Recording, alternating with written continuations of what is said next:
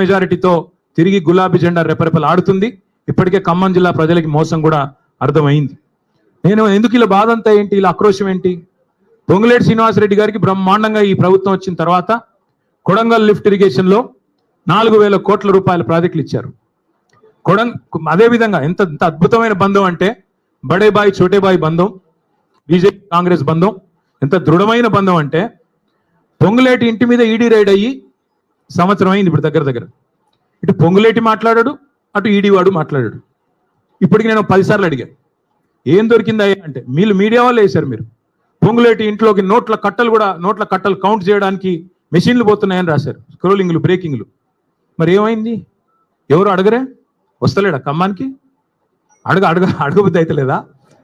రాయరా? అడగరా? అట్లాగే అటు ఆయన ఈడీ ఆయన చెప్పడు, ఇటు ఈయన చెప్పడు, పొంగులేటి చెప్పడు. ఏం దొరికిందా అంటే ఎన్ని 100 కోట్లు దొరికినాయి. ఎక్కడ పోతున్నాయి ఇవన్నీ? ఎక్కడ పోతున్నాయి మాకు తెలుసు. నీళ్ళేమో చంద్రబాబుకు, నిధులేమో రాహుల్ గాంధీకి, తెలంగాణ ప్రజలకు మాత్రం బూడిద. చేసిందేంది 20 నెలల్లో? ఇవాళ ఈ సివిల్ సప్లైస్ కుంభకోణం కానీ, అట్లాగే కొడంగల్ లిఫ్ట్ ఇరిగేషన్ లో మీరు కేకును కోసినట్టు ఎంత బ్రహ్మాండంగా ఒక కంపెనీని ఈస్ట్ ఇండియా కంపెనీ అన్నాడు రేవంత్ రెడ్డి ఇదివరకు. ఆ కంపెనీకే ఇవాళ కొడంగల్ లిఫ్ట్ ఇరిగేషన్ ఆయన సొంత కాన్స్టిట్యున్సీలో సగం, ఇంకో సగం పొంగులేటి శ్రీనివాసరెడ్డి గారికి. అట్లాగే మిస్ వరల్డ్ అని ఒక కాంటెస్ట్ పెట్టాడు ఈ అందగాడు. ఇంకా మా జగదీష్ రెడ్డి గారిని పట్టుకొని నిన్నగాక మొన్న 3 ఫీట్లు ఉన్నాడు అంటున్నాడు. ఈయన పెద్ద అమితాబ్ బచ్చన్ అన్నట్టు. తిప్పి కొడితే నువ్వు 3 ఫీట్లు లేవు, నువ్వే పెద్ద పోటుగాడు లాగా ఆయన 3 ఫీట్లు, ఈయన డైలాగులు. అరే మనది మనం మర్చిపోతే ఇట్లా కొద్దిగా ఎత్తు కుర్చీలో కూర్చోగానే అంత టెంపర్ వస్తుందా? కొద్దిగా టెక్నికల్ ప్రాబ్లమ్స్ ఉన్నాయి నీకు కూడా. ఎత్తు షూస్ వేసుకొని ఎత్తు కుర్చీలో కూర్చోగానే పెద్దోడు అయిపోతావా? అమితాబ్ బచ్చన్ అయిపోతావా? నేను అదే అడుగుతానా. ఈరోజు మిస్ వరల్డ్ అని పెట్టాడు ఈయన. మిస్ వరల్డ్ అని పెడితే ఏమైంది? అందులో ఒక అమ్మాయి మిస్ ఇంగ్లాండ్.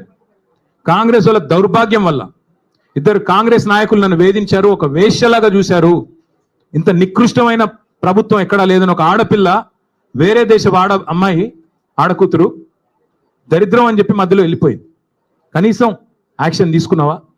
కనీసం రాష్ట్ర పరువు అంతర్జాతీయంగా మంటగలిపినందుకు ఆడకూతులకు క్షమాపణ చెప్పావా? నీదో ప్రభుత్వం, నువ్వో ముఖ్యమంత్రి. రోత మాటలు, నికృష్టపు డైలాగులు తప్ప, వైఫల్యాలు దాచుకోవడానికి ఈ నికృష్టం తప్ప ఇంకోటి ఏంది? నేను ఇంకొకటి అడుగుతా ఉన్నా. కొన్ని బాకా పత్రికలు ఆయన ఊ అన్నా తుమ్మినా దగ్గినా ఓహో ఆహా అని రాసే బాకా పత్రికలు, ఎందుకంటే వాళ్ళు ఆడిచ్చినట్టు ఆడుతున్నాడు ఈయన. జుట్టు మొత్తం వాళ్ళ చేతుల్లో పెట్టుకుని వాళ్ళు ఎట్టు తిరగమంటే అటు తిరుగుతున్నాడు, వాళ్ళకి ఏం రాసి ఇవ్వమంటే ఇస్తున్నాడు. కాబట్టి వాళ్ళు నడ్డం పెట్టుకుని ఈయన నా మీద పెద్ద పెద్ద రాతలు రాసుకో.